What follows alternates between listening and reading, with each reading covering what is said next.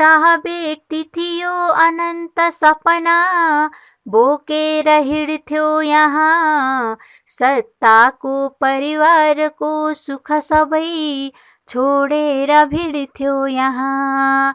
मोती झैं असरल राज्य छरिदा चिन्ता उसैले लियो, सारा राज्य उनेर एक गतिलो माला बनाइदियो। त्यो कालो रजनी समान युगमा ऊ स्वप्न द्रष्टा थियो, लड्थे आपस राज्य राज्य सबती ऊ देश स्रष्टा थियो। आगो खेल्न रुचाउँथ्यो समरमा, मान्दैनथ्यो हार ऊ, पीडा जति पचाउँथ्यो मुलुकको बोक्थ्यो सधैँ भार ऊ। त्यो बेला त्यति दिव्य चिन्तन दियो नेपालका खातिर, आँखा भव्य दियो र दर्शन दियो नेपालका खातिर। रैतीका बीच आत्मनिर्भर हुने शिक्षा उसैले दियो, बैरीदेखि सधैँ सतर्क रहने दीक्षा उसैले दियो, बैरीदेखि सधैँ सतर्क रहने दीक्षा उसैले दियो। नमस्कार, जोजोलपा अनि शुभ प्रभात। कवि कृष्णशरण उपाध्यायले शार्दूल विक्रीडित छन्दमा रचना गर्नुभएको एउटा व्यक्ति थियो शीर्षकको कविताका केही हरफहरूसँगै मेरा सम्पूर्ण विद्यार्थी भाइ बहिनीहरूलाई आजको कक्षामा हार्दिक हार्दिक स्वागत गर्दछु। तपाईले अहिले सुनिरहनु भएको आवाज नेपाल भाषा एकेडेमीका निमित्त अनक मिडियाको प्रस्तुति नेवाई एफएम 106.6 मेगाहर्ज रेडियोको हो। म कीर्तिपुर नगरपालिका 4 स्थित नेपाल एपीएफ स्कुलकी नेपाली विषय शिक्षिका शान्ता अधिकारी बोलिरहेकी छु। सधैँको आइतबार जस्तै आज पनि म यस रेडियो कार्यक्रममा कीर्तिपुर नगरपालिकाद्वारा सञ्चालन गरिएको रेडियो शिक्षा कार्यक्रम अन्तर्गत कक्षा 8 को नेपाली विषयको रेडियो शिक्षा कार्यक्रम लिएर तपाईहरूमाझ उपस्थित भइसकेकी छु। यो कार्यक्रम हरेक हप्ता आइतबारका दिन बिहान 8:30 बजे प्रसारण हुँदै आइरहेको छ र अबको करिब 30 मिनेट म तपाईहरूसँगै रहनेछु। त्यसैले सबैजना रेडियोको नजिक शान्त भएर बसिदिनुस् है त। विद्यार्थी भाइ बहिनीहरू, गत हप्ताको कक्षामा हामीले व्याकरण खण्ड अन्तर्गत रहेको शब्द भण्डार शीर्षकमा छलफल गरेका थियौं। शब्द भण्डार अन्तर्गत पर्ने पर्यायवाची शब्द, विपरीतार्थक शब्द, अनेकार्थक शब्द, संक्षिप्त शब्द, सिङ्गो शब्द, श्रुति सम्भिन्नार्थक शब्द र लघुतावाची शब्दलाई तिनको परिभाषा र उदाहरणद्वारा प्रस्ताउने काम गत हप्ताको कक्षामा हामीले गरेका थियौं। मलाई पूर्ण आशा छ कि सम्पूर्ण विद्यार्थी भाइ बहिनीहरूले यसलाई घरमा बसेर पटक पटक अभ्यास गर्नुभयो होला। जुनसुकै कुरालाई पनि पटक पटक अभ्यास गरेपछि मात्र त्यो सिकाइ दिगो बन्न सक्छ, होइन त भाइ बहिनीहरू? विद्यार्थी भाइ बहिनीहरू, आजको कक्षामा हामी वाक्यमा प्रयोग शीर्षक अन्तर्गत रहेर विभिन्न शब्दहरूलाई कसरी वाक्यमा प्रयोग गर्न सकिन्छ भन्ने बारेमा छलफल गर्नेछौँ। सबैभन्दा पहिला वाक्य भनेको के हो त भन्ने बारेमा सामान्य जानकारी गराउँछु। दुई वा दुईभन्दा बढी शब्दहरू मिलेर बनेको अर्थयुक्त भाषिक एकाइलाई वाक्य भनिन्छ। भाइ बहिनीहरू, दुई वा दुईभन्दा बढी शब्दहरू मिलेर बनेको अर्थयुक्त भाषिक एकाइलाई नै वाक्य भनिन्छ। तर दुईवटा शब्द हुँदैमा मात्र वाक्य बन्दैन, है त भाइ बहिनीहरू? दुईवटा शब्द हुँदैमा मात्र वाक्य हुँदैन। वाक्य बन्नका लागि कर्ता र क्रियापद हुनै पर्दछ। कर्ता र क्रियापद बिना वाक्य बन्न सक्दैन। त्यसैले हामीले वाक्यमा प्रयोग गर्दा कर्ता र क्रियापदको उपस्थितिलाई विचार गर्नुपर्दछ। विद्यार्थी भाइ बहिनीहरू, परीक्षाको दृष्टिकोणले पनि निकै महत्त्वपूर्ण रहेको विविध शब्दको वाक्यमा प्रयोग अन्तर्गत हामीले आजको कक्षामा निपातको वाक्यमा प्रयोग, अनुकरणात्मक शब्दको अर्थसहित वाक्यमा प्रयोग, पारिभाषिक र प्राविधिक शब्दहरूको अर्थसहित वाक्यमा प्रयोग, टुक्का र तिनको अर्थसहित वाक्यमा प्रयोग र उखानको अर्थसहित वाक्यमा प्रयोग गरेर हेर्नेछौँ। विद्यार्थी भाइ बहिनीहरू, सबैभन्दा पहिला निपात शब्दहरूलाई वाक्यमा प्रयोग गरेर हेरौँ है त। जस्तै नाइ, नाइ आज म विद्यालय जान्न। नै, देवानन्दले नै परीक्षामा धेरै अङ्क ल्यायो। देवानन्दले नै परीक्षामा धेरै अङ्क ल्यायो। क्यारे, हामी त भोलि वनभोज जान्छौँ क्यारे। ब्यारे, मैले तिमीलाई गाली गरेको होइन ब्यारे, नरौ ल। त्यस्तै गरेर अरू निपात शब्दहरू छन् खोइ, खोइ प्रताप अहिलेसम्म घर आइपुगेको छैन। ए, ए दाजु तपाईँ कहिले काठमाडौँ जानुहुन्छ हँ? हगी, सरोजको विवाहमा खुब रमाइलो हुन्छ होला हगी। रे, गोपाल प्रसाद रिमाल विद्रोही कवि थिए रे। त्यस्तै गरेर होइ, होइ भोलि विद्यालय आउँदा मेरो कपी ल्याउन नबिर्स है। र, रलाई पनि निपात अन्तर्गत राखेर वाक्यमा प्रयोग गर्दा ऊ पनि हामीसँग भोलि पोखरा जाने हो र। ऊ पनि हामीसँग भोलि पोखरा जाने हो र। त्यस्तै अर्को छ ल, ल तिमी नै भन त यसको उत्तर के हुन सक्छ? अर्को छ बरु, बरु ज्यान जाला म असत्य बोल्दिन। बरु ज्यान जाला म असत्य बोल्दिन। यसरी आफ्नै अर्थ नहुने निपात शब्दहरूलाई वाक्यमा प्रयोग गर्न सकिन्छ। विद्यार्थी भाइ बहिनीहरू, त्यसै गरी वाक्यमा प्रयोग अन्तर्गत अर्को महत्त्वपूर्ण शीर्षक छ अनुकरणात्मक शब्दको अर्थसहित वाक्यमा प्रयोग। अनुकरणात्मक शब्द जस्तै अकमक्क, अकमक्क यसको अर्थ हुन्छ दोधारमा पर्नु र यसलाई वाक्यमा प्रयोग गर्दा रमेशको कुराले सरोज अकमक्क पर्यो। रमेशको कुराले सरोज अकमक्क पर्यो। त्यस्तै अर्को छ कटक्क, कटक्कको अर्थ हुन्छ दुख्नु, दुख्ने तरिकालाई कटक्क भनिन्छ। मेरो पेट बिहानदेखि नै कटक्क काटेको छ, अथवा मेरो पेट बिहानदेखि नै कटक्क दुखेको छ। त्यस्तै अर्को छ कुटुक्क, कुटुक्कको अर्थ हुन्छ टोक्नु। विनोदले सुपारी कुटुक्क टोक्यो। विनोदले सुपारी कुटुक्क टोक्यो। अर्को छ खलखल, अर्को अनुकरणात्मक शब्द छ विद्यार्थी भाइ बहिनीहरू खलखल। खलखलको अर्थ हुन्छ पसिना आउनु। किसानले खलखल पसिना बगाएर खेत खन्यो। किसानले खलखल पसिना बगाएर खेत खन्यो। त्यस्तै अर्को छ गमक्क, गमक्कको अर्थ हुन्छ फुल्नु। धेरै धन कमाएकाले रमेश गाउँलेका अगाडि गमक्क फुलेर बस्छ। धेरै धन कमाएकाले रमेश गाउँलेका अगाडि गमक्क फुलेर बस्छ। त्यस्तै अर्को अनुकरणात्मक शब्द छ जुरुक्क। जुरुक्कको अर्थ हुन्छ उठ्नु। कक्षामा प्रश्न सोध्नु पर्दा विद्यार्थी जुरुक्क उठ्छन्। कक्षामा प्रश्न सोध्नु पर्दा विद्यार्थी जुरुक्क उठ्छन्। त्यस्तै अर्को छ झमक्क। अर्को अनुकरणात्मक शब्द छ झमक्क। झमक्कको अर्थ हुन्छ साँझ पर्नु। साँझ पर्नु। झमक्क साँझ पर्दा खेतालाहरू मेलाबाट घर फर्किन्छन्। झमक्क साँझ पर्दा खेतालाहरू मेलाबाट घर फर्किन्छन्।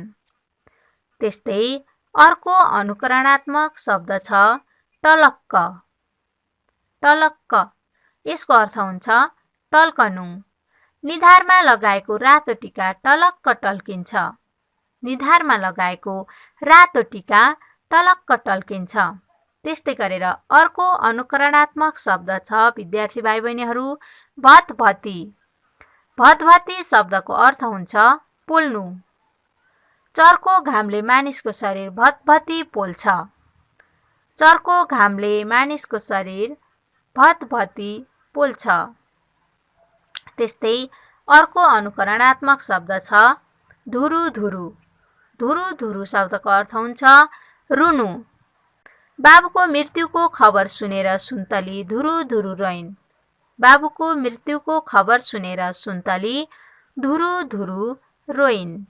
त्यस्तै अर्को अनुकरणात्मक शब्द छ मुसुक्क। मुसुक्कको अर्थ हुन्छ हाँस्नु। केटीलाई देखेर केटाहरू मुसुक्क हाँस्छन्। केटीलाई देखेर केटाहरू मुसुक्क हाँस्छन्। त्यस्तै अर्को अनुकरणात्मक शब्द छ हस्याङ फस्याङ। हस्याङ फस्याङ शब्दको अर्थ हुन्छ आत्तिनु। विदुर हस्याङ फस्याङ गर्दै धौम्य ऋषिको आश्रमतिर लागे। विदुर हस्याङ फस्याङ गर्दै धौम्य ऋषिको आश्रमतिर लागे। विद्यार्थी भाइ बहिनीहरू यसरी हामीले विभिन्न अनुकरणात्मक शब्दहरूको अर्थसहित वाक्यमा प्रयोग गर्यौं। अब पारिभाषिक र प्राविधिक शब्दहरूको अर्थसहित वाक्यमा प्रयोग। अर्को शीर्षक छ पारिभाषिक र प्राविधिक शब्दहरूको अर्थसहित वाक्यमा प्रयोग। यी पारिभाषिक र प्राविधिक शब्दहरू विभिन्न क्षेत्रमा प्रयोग हुन्छन् जसलाई परिभाषा दिएर मात्रै बुझाउन सकिन्छ। त्यस्ता शब्दहरूको वाक्यमा प्रयोग गरेर अब हामी हेर्नेछौँ। जस्तै आस्तिक। आस्तिक शब्दको अर्थ हुन्छ ईश्वरप्रति आस्था राख्ने। ईश्वरप्रति आस्था राख्ने। ईश्वरप्रति आस्था राख्ने व्यक्तिलाई आस्तिक भनिन्छ। ईश्वरप्रति आस्था राख्ने व्यक्तिलाई आस्तिक भनिन्छ। अर्को पारिभाषिक शब्द छ उभयचर। उभयचर पानी र जमिन दुवै ठाउँमा रहने प्राणी। उभयचरको अर्थ हुन्छ पानी र जमिन दुवै ठाउँमा रहने प्राणी। यसको वाक्यमा प्रयोग गर्दा पानी र जमिन दुवै ठाउँमा बस्न सक्ने प्राणीलाई उभयचर भनिन्छ। त्यस्तै अर्को पारिभाषिक शब्द छ घोषणापत्र। घोषणापत्र यसको अर्थ हुन्छ निर्णय पत्र। प्रत्येक पार्टीको आआफ्नै किसिमको सैद्धान्तिक घोषणापत्र हुन्छ।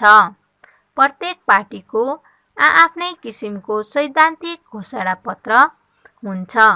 त्यस्तै अर्को पारिभाषिक शब्द छ पुरातात्विक। पुरातात्विक शब्दको अर्थ हुन्छ प्राचीन महत्त्व भएको। यसलाई वाक्यमा प्रयोग गर्दा ऐतिहासिक र पुरातात्विक महत्त्वका स्थललाई संरक्षण गर्नुपर्छ।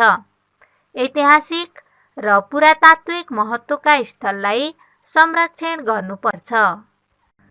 त्यसैगरी अर्को पारिभाषिक शब्द छ भ्रातृत्व। भ्रातृत्व शब्दको अर्थ हुन्छ दाजुभाइ बीचको स्नेहभाव। दाजुभाइ बीचको स्नेहभाव। यसलाई वाक्यमा प्रयोग गर्दा विश्वका सम्पूर्ण मानवका बीचमा भ्रातृत्वको भावना हुनुपर्दछ। विश्वका सम्पूर्ण मानवका बीचमा भ्रातृत्वको भावना हुनुपर्दछ। त्यस्तै गरी अर्को पारिभाषिक शब्द छ विचरण। विचरण शब्दको अर्थ हुन्छ घुमफिर। पर्यटकहरू नेपालका हिमाल पहाड र तराईमा विचरण गर्दा प्रसन्न हुन्छन्। पर्यटकहरू नेपालका हिमाल पहाड र तराईमा विचरण गर्दा प्रसन्न हुन्छन्। त्यस्तै गरी अर्को पारिभाषिक शब्द रहेको छ शल्यक्रिया। शल्यक्रिया यसको अर्थ हुन्छ चिरफार गरी उपचार गर्ने कार्य। चिरफार गरी उपचार गर्ने कार्य। यसलाई वाक्यमा प्रयोग गर्दा चिरफारद्वारा शारीरिक उपचार गर्ने कामलाई शल्यक्रिया भनिन्छ। चिरफारद्वारा शारीरिक उपचार गर्ने कामलाई शल्यक्रिया भनिन्छ। त्यस्तै अर्को पारिभाषिक शब्द छ सोपान। सोपान सोपानको अर्थ हुन्छ भर्याङ अथवा खुड्किला।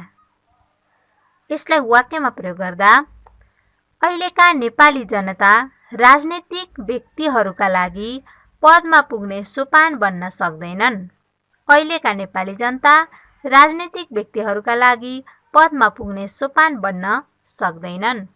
त्यस्तै गरी अर्को पारिभाषिक शब्द छ स्थलचर। जमिनमा मात्र रहन सक्ने प्राणी। स्थलचरको अर्थ हुन्छ जमिनमा मात्र रहन सक्ने प्राणी। यसलाई वाक्यमा प्रयोग गर्दा जमिनमा मात्र रहन सक्ने प्राणीलाई स्थलचर भनिन्छ। जमिनमा मात्र रहन सक्ने प्राणीलाई स्थलचर भनिन्छ। यसरी विद्यार्थी भाइ बहिनीहरू, हामीले विभिन्न स्थानमा विविध क्षेत्रमा प्रयोग हुने पारिभाषिक अर्थात् प्राविधिक शब्दहरूलाई तिनको अर्थसहित वाक्यमा प्रयोग गरेर हेर्यौं। यसै गरी अबको क्रममा रहेको छ टुक्का र तिनको अर्थसहित वाक्यमा प्रयोग। टुक्का र तिनको अर्थसहित वाक्यमा प्रयोग। अघि सर्नु। अघि सर्नु एउटा टुक्का हो विद्यार्थी भाइ बहिनीहरू। यसको अर्थ हुन्छ अगाडि बढ्नु। यसलाई वाक्यमा प्रयोग गर्दा हुन्छ हामी सबै सामाजिक कार्यमा अघि सर्नुपर्छ। हामी सबै सामाजिक कार्यमा अघि सर्नुपर्छ। त्यस्तै गरी अर्को टुक्का छ अड्डी कस्नु। जिद्दी गर्नु। अड्डी कस्नु भनेको जिद्दी गर्नु। आफूलाई थाहा नभएको कुरामा अड्डी कस्नु राम्रो होइन। आफूलाई थाहा नभएको कुरामा अड्डी कस्नु राम्रो होइन। अर्को छ आँखाको कसिङ्गर हुनु। यसको अर्थ हुन्छ दोषी हुनु। गाउँको समस्यामा बेवास्ता गरेकाले गाउँलेहरूका अगाडि विरोध आँखाको कसिङ्गर जस्तै भएका छन्। त्यस्तै गरी अर्को टुक्का छ आँखा चिम्लिनु। यसको अर्थ हुन्छ मर्नु। पल्लाघरे बुढाले हिजो राति नै आँखा चिम्लेछन्। पल्लाघरे बुढाले हिजो राति नै आँखा चिम्लेछन्। त्यसै गरी अर्को टुक्का रहेको छ कहाली लाग्नु। यसको अर्थ हुन्छ डराउनु। धरहराको टुप्पामा पुगेर तल हेर्दा त मलाई कहाली लागेर आयो। त्यसै गरी अर्को टुक्का छ घुँडा टेक्नु। यसको अर्थ हुन्छ हार खानु। युगौँदेखि स्वतन्त्र नेपालीले साम्राज्यवादी शक्तिका अगाडि कहिल्यै घुँडा टेक्नु परेको छैन। त्यस्तै अर्को छ जाग्राम बस्नु। रातभरि नसुती जागै रहनु। जाग्राम बस्नुको अर्थ हुन्छ रातभरि नसुती जागै रहनु। स्वस्थानीको व्रत समापन गरेपछि व्रतालुहरू कीर्तन गर्दै राति जाग्राम बस्छन्। त्यस्तै अर्को टुक्का छ टाप कस्नु। भाग्नु। टाप कस्नु भाग्नु। आफ्नो जिम्माको काम नगरी हाजिर गरेर टाप कस्ने कर्मचारीलाई कसैले पनि मन पराउँदैनन्। त्यस्तै अर्को छ परमधाम जानु। यसको अर्थ हुन्छ मर्नु। धेरै दिनदेखि क्षयरोगले थलिएका धनमान साहु हिजो परमधाम गएछन्। धेरै दिनदेखि क्षयरोगले थलिएका धनमान साहु हिजो परमधाम गएछन्। त्यस्तै गरी अर्को टुक्का रहेको छ मक्ख पर्नु। यसको अर्थ हुन्छ खुसी हुनु। प्रथम त्रैमासिक परीक्षामा सबैलाई जित्न सफल भएपछि नरेश मक्ख परेको छ। त्यस्तै गरी अर्को टुक्का रहेको छ सातो जानु। सातो जानुको अर्थ हुन्छ डराउनु। मेघ गर्जेर चट्याङ पर्दा सातो गएर हो कि किन हो सानी छोरी बिरामी परेकी छ। त्यस्तै गरी अर्को टुक्का रहेको छ हात छोड्नु। हात छोड्नुको अर्थ हुन्छ पिट्नु। बातचितबाट समाधान हुने ठाउँमा हात छोड्नु मूर्खता हो। बातचितबाट समाधान हुने ठाउँमा हात छोड्नु मूर्खता हो। विद्यार्थी भाइ बहिनीहरू, यसरी हामीले विभिन्न टुक्काहरूलाई अर्थसहित वाक्यमा प्रयोग गरेर हेर्यौं। अबको क्रममा हामी उखानको अर्थसहित वाक्यमा प्रयोग गरेर हेर्नेछौँ।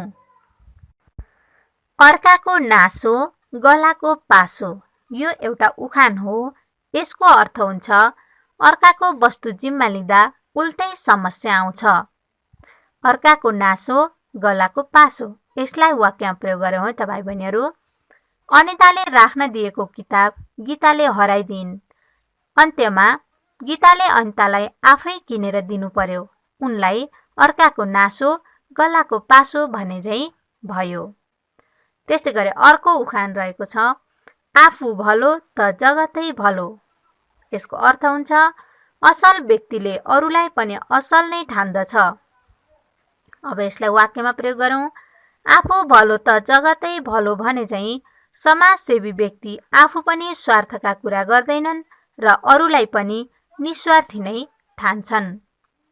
त्यस्तै गरी अर्को उखान रहेको छ इन्द्रका अगाडि स्वर्गको बयान। यसको अर्थ हुन्छ विज्ञका अगाडि अल्पज्ञका कुरा अर्थहीन हुन्छन्। यसलाई वाक्यमा प्रयोग गरौँ। गणितमा विशिष्ट श्रेणीमा एमए गरेका नारायण सरलाई एसएलसीमा अनुत्तीर्ण अनिमेषले यो हिसाब यसरी पो गर्नुपर्छ भन्नु त इन्द्रका अगाडि स्वर्गको बयान जस्तै हुन्छ। त्यस्तै गरी अर्को उखान रहेको छ जति जोगी आए पनि कानै चिरेका। जति जोगी आए पनि कानै चिरेका, यसको अर्थ हुन्छ सबै एउटै प्रवृत्तिका हुनु। यसलाई वाक्यमा प्रयोग गर्दा जति जोगी आए पनि कानै चिरेका भने झैँ गाउँघरका मानिसहरूको राजनीतिक दलप्रति नै वितृष्णा भए जस्तो छ। सबैले कुरा मात्र चिप्ला गर्छन्, काम चाहिँ गर्ने होइनन्। त्यस्तै गरी अर्को उखान रहेको छ भदौमा आँखा फुटेको गोरु सधैँ हरियो देख्छ। भदौमा आँखा फुटेको गोरु सधैँ हरियो देख्छ। यसको अर्थ हुन्छ परिस्थिति बदलिएको थाहा नपाउनु। यसलाई वाक्यमा प्रयोग गर्दा भदौमा आँखा फुटेको गोरु सधैँ हरियो देख्छ भने झैँ 21औं शताब्दीको वैज्ञानिक युगमा पनि मेरो बुबा छुवाछुत प्रथामा विश्वास गर्नुहुन्छ। त्यस्तै गरी अर्को उखान रहेको छ लगन पछिको पोतेको के काम। यसको अर्थ हुन्छ समय गुज्रेपछि कुनै पनि वस्तुको महत्त्व हुँदैन। यसलाई वाक्यमा प्रयोग गर्दा बलरामले पहिला राम्रोसँग पढेन, तर जाँचमा असफल भएपछि किताब पल्टाएको देख्दा दाजुले लगन पछिको पोतेको के काम हुन्छ र भन्नुभयो। त्यसै गरी अर्को उखान रहेको छ हुने बिरुवाको चिल्लो पात। हुने बिरुवाको चिल्लो पात, यसको अर्थ हुन्छ पछि राम्रो हुने लक्षण सानैमा देखा पर्नु। पछि राम्रो हुने लक्षण सानैदेखि देखा पर्नु। हुने बिरुवाको चिल्लो पात भने झैँ मदन आचार्यले 8 वर्षको उमेरमा नै वेद पाठ गरी आफ्नो प्रतिभाको परिचय दिएका थिए रे। हुने बिरुवाको चिल्लो पात भने झैँ मदन आचार्यले 8 वर्षको उमेरमा नै वेद पाठ गरी आफ्नो प्रतिभाको परिचय दिएका थिए रे। विद्यार्थी भाइ बहिनीहरू, यसरी हामीले आज उखान सहित विविध शब्दहरूको अर्थसहित वाक्यमा प्रयोग गरेर हेर्यौं। तपाईहरूले पनि घरमा बसेर यस्ता प्रशस्तै अभ्यासहरू गर्नुस् है त। हस्त भाइ बहिनीहरू, आजको कक्षाको निर्धारित समय समाप्त भएको हुनाले म आजको पाठ यही अन्त्य गर्न अनुमति माग्दछु। आगामी हप्ता यही समयमा पुनः भेट्ने बाचाका साथ आजलाई म शान्ता अधिकारीलाई अनुमति दिनुहोस्। धन्यवाद। यहाँहरूको दिन शुभ रहोस्।